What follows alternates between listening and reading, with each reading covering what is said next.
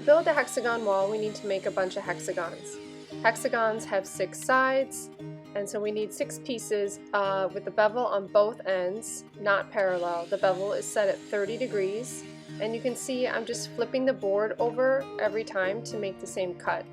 I have my length set at 8 inches, and I'll make 6 pieces for each hexagon.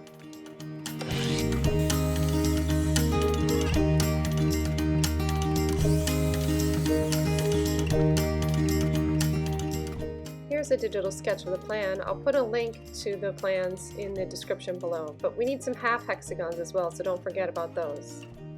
I created this jig to help with the assembly of the hexagons. It's 2 pieces of 2x attached to each other, and then all the sides are 30 degrees from each other. You can see I'm placing 2 pieces of the hexagon up against the jig, and I'm using that to put pressure when I put the nail in the sides.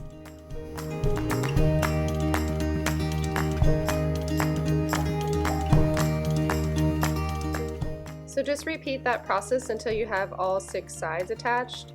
Now you can see I'm really only using one portion of the jig, so I don't know that it was necessary for me to make a 6-sided jig. Maybe just 3 sides would be fine, but that's just how I did it.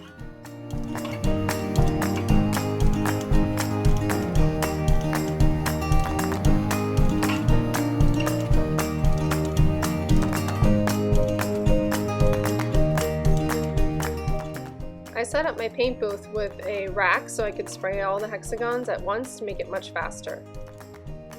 To assemble the wall, I used half hexagons in between the whole hexagons, only on that first row so that it would be stable, and then I just kept building up more and more hexagons.